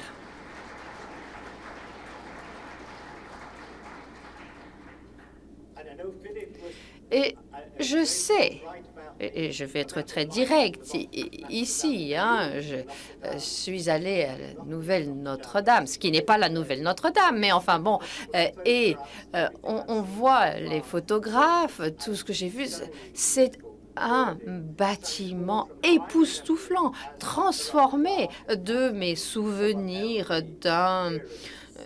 d'une apparence plutôt noirâtre et vieille, pour changer complètement. La France a été confrontée à beaucoup de catastrophes par le passé et il y a cette histoire très fière de restauration de grands bâtiments gothiques, hein, notamment toutes les belles églises de Normandie qui ont été détruites puis magnifiquement restaurées. Donc, vous suivez sur les pas d'une tradition bien française. Je sais qu'il y a pas mal de gens qui ont vu Notre-Dame, qui m'ont fait part de leur expérience et qui reviennent pleins d'extase. Et moi, il me parle de l'atmosphère radieuse. Et maintenant, on voit bien plus les détails de Notre-Dame. Tout ce que vous avez expliqué l'a très bien été d'ailleurs. Mais les restaurateurs auront été très intéressés par vos propos et moi, j'ai été fascinée par le latex. C'était tout à fait nouveau pour moi, hein. Ça a été pulvérisé. Enfin, j'espère que vous n'avez pas trop enlevé de peinture dans le processus. Moi, j'aimerais entendre un peu plus de détails là-dessus. Mais pour moi-même, en tant qu'historien de l'architecture, je ne devrais peut-être pas le dire, mais je sais qu'il n'y a rien de mieux qu'une catastrophe pour révéler les travaux du passé. Parfois, mes étudiants me disent « Pourquoi préférez-vous toujours les bâtiments en ruine ?» Eh bien, je préfère les bâtiments en ruine parce qu'on peut voir comment ils ont été construits. Et dans tout le processus que l'on a entendu, on a tellement découvert sur le tissu même du bâtiment, avec tant d'experts de différentes professions, des archéologues, des historiens, des conservateurs et même des experts en acoustique. Et on a beaucoup travaillé sur la dendrochronologie du bois. On a pu voir les différentes étapes de la construction de Notre-Dame quasiment année par année. Et sous la croisée, on a trouvé les sculptures et autres révélations qui m'a beaucoup intriguée. C'est la teneur en fer du bâtiment avec des pinces horizontales qui saisissaient la maçonnerie dans les tribunes et au niveau supérieur. Et d'après ce que j'ai compris, ce fer a été examiné par des microscopes à électrons, c'est ça, et qu'ensuite ce fer a été recyclé, réutilisé, comme il l'avait été d'ailleurs réutilisé par le passé. C'est comme si d'un seul coup, quand on avait construit Notre-Dame, on avait dit on n'a pas assez de fer et tout le monde avait apporté ses casseroles pour apporter du fer à Notre-Dame. Enfin, c'est intéressant parce que lorsqu'on regarde le gothique, on a tendance à penser que cela dépend de la force compressive de la pierre, que c'est un équilibre des forces de compression. Mais ce n'est pas toute l'histoire. Ces premiers maçons au Moyen Âge avec Notre-Dame, ils ont quand même travailler sur un projet à haut risque, mais en réduisant les chances de catastrophe, en renforçant avec du fer. Notre-Dame était l'un des premiers grands bâtiments du monde gothique, plus de 100 pieds jusqu'en haut de la voûte, plus de 100 pieds, bien sûr. Ça a été ensuite suivi par Chartres, Bourges, Amiens, Beauvais, etc. Il y a un autre point qui m'intrigue. On a vu ces aperçus gothiques. Sous les voûtes, on voit la minceur de la maçonnerie. 12-15 centimètres à un moment donné. Et c'est assez intriguant parce que à Chartres, je crois, la voûte est bien plus épaisse que celle de Notre-Dame. Donc à Notre-Dame, c'était vraiment élagué, si vous voulez, par rapport à la structure gothique traditionnelle. Alors je devrais peut-être pas le dire, mais par rapport à Chartres, même si j'adore Chartres, Chartres, c'est quand même un bâtiment plus épais, plus maladroit, comparé à la délicatesse de Notre-Dame. J'ai peut-être pas bien dit les choses, je vois que Philippe fronce les sourcils, mais malgré cela, 100 ans plus tard, cette cathédrale a quand même quasiment réussi à survivre à l'effondrement de la flèche de Viollet-le-Duc. Alors, cet incendie de 1217, je remonte ici, fut une catastrophe extraordinaire, mais cet incendie plus moderne, on l'a regardé à la télévision. Même dans cet instant de calamité, c'était d'une certaine manière un triomphe pour le système structurel gothique avec ces voûtes en pierre qui ont empêché l'incendie de se propager en bas du bâtiment. Et ça a tout à fait fonctionné. Et le plus grand triomphe, évidemment, a été la restauration, notamment pour tout le travail que Philippe et ses collègues ont réalisé, tous ceux qui ont travaillé avec lui. Et nous l'avons entendu tout à la fin, cette histoire extraordinaire de la statue de Viollet-le-Duc. Alors Philippe, quand allez-vous avoir votre statue qui regardera ce que vous avez accompli? Moi, ce que je peux dire, au nom de vous tous, j'en suis certain, nous sommes très reconnaissants d'être ici et on ne peut que vous remercier chaleureusement d'être venu jusqu'à Dublin pour nous parler aujourd'hui. Merci.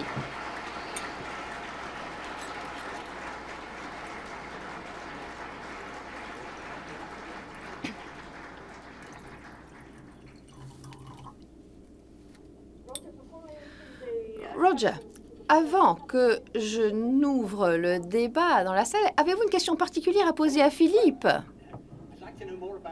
Moi, j'aimerais en savoir un peu plus sur le fer. Oh, pardon, allô, vous m'entendez? J'aimerais en savoir un peu plus sur le fer et les ferronneries. Est-ce que vous pourriez nous parler un peu plus aussi du latex? Parce que pour moi, c'est vraiment étrange. Et comment savez-vous qu'il n'y avait pas de peinture en dessous de ces couches de latex? Alors, on va commencer par le fer. Alors, le fer, au Moyen-Âge, on l'utilisait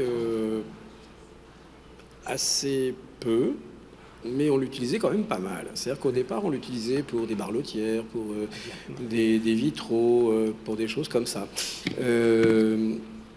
Et puis, on s'est rendu compte, plus on faisait des monuments de grande portée, de grande taille, plus il fallait qu'on assure la continuité. Le mortier n'était pas suffisant, évidemment, ne résiste pas à l'attraction. Or, comme je vous le disais, et comme vous le savez très bien, une voûte et un arc, ça bouge, ça se tend, donc ça a des poussées. Donc si ça a des poussées, ça s'écarte, et donc il faut empêcher l'écartement. Alors, je dis souvent en rigolant que les Italiens ne savent pas ce que c'est qu'une voûte ou un arc. L'Italien a toujours peur s'il met pas un tirant métallique. Et nous, en France, et même aussi en Angleterre d'ailleurs, ou en Irlande, ou dans tous les pays Allemagne, tout ça, où il y a vraiment du gothique, on utilise le métal progressivement. Et c'est vrai qu'à Paris, on a des crampons de fer absolument presque partout. C'est-à-dire qu'on en a, comme vous le disiez, au-dessus ce qui correspond au mur des tribunes qui séparent en fait les arcades de la nef, et puis vous avez un mur, et puis vous avez des crampons. Mais il y en a également dans l'autre sens. Donc en fait, tout est cramponné.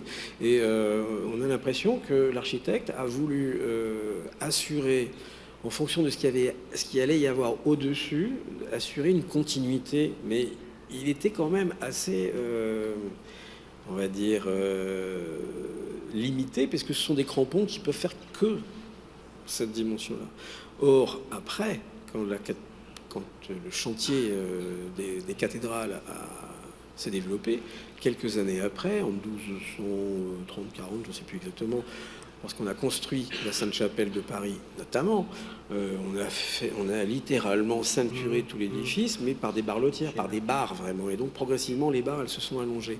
Et à la cathédrale d'Amiens notamment, où vous avez une portée tellement énorme à la croisée du transept et une hauteur tellement énorme que les piliers, en fait, ont tendance à faire ça. Et donc on les a retenus, mais cette fois on les a pas retenus avec des crampons, c'était pas possible. Donc là on a mis des tiges en métal, vraiment des tirants métalliques. Et à Notre-Dame ce ne sont pas des tirants, ce sont que des crampons. Et les crampons ont été utilisés dès le XIIe siècle et aussi au XIIIe siècle, mais ça n'a jamais été au-delà. Et ce qui est amusant, c'est que ça s'est arrêté, c'est-à-dire qu'on a que des crampons. On n'a pas des grands tirants qui traversent toutes les maçonneries comme c'était le cas après. Et Viollet-le-Duc, lui, il a continué, il m'en a mis partout des tirants. Mais voilà, Notre-Dame, il y en a, on ne croyait pas. On croyait qu'on a eu... En fait, on a cru souvent que le métal, on l'a utilisé de manière tout d'un coup spectaculaire dans justement les chaînages de la maçonnerie. Et non, on a commencé par des petits éléments, des crampons. Et puis, c'est devenu ensuite des véritables chaînages. Mais il y a du métal, c'est vrai, partout, très très vite. Merci. Mais de rien. Ah si, et le latex. Alors... Thank you very much. We have run very much over time. Pardon, excusez-moi. Nous...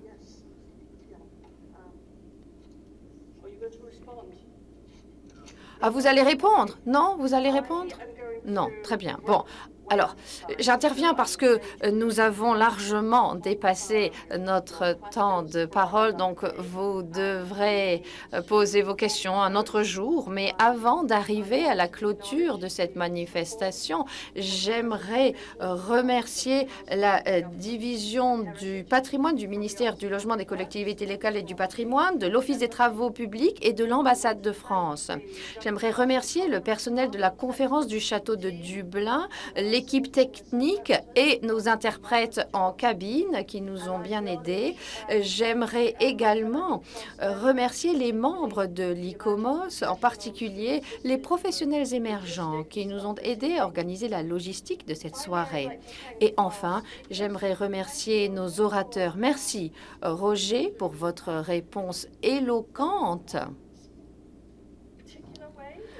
Est tout à fait particulière, mais c'était tout à fait approprié. Et enfin, ce n'est pas là le point le moins important, Philippe, merci beaucoup de nous avoir fait une si belle présentation. Vraiment, ça a été une masterclass de la restauration. Et merci de nous avoir rappelé la force d'une entreprise humaine partagée et ce qui peut être accompli sans les pressions cyniques de la monétisation et de la commercialisation de bâtiments historiques. Merci de nous avoir rappelé également que le patrimoine culturel a la capacité d'unir les gens qui travaillent pour le bien-être collectif et un plus grand bien. Et dans le monde actuel, la restauration de la cathédrale de Notre-Dame illustre clairement la devise nationale française, liberté, égalité, fraternité. Alors joignez-vous à moi pour manifester votre appréciation du travail de Philippe.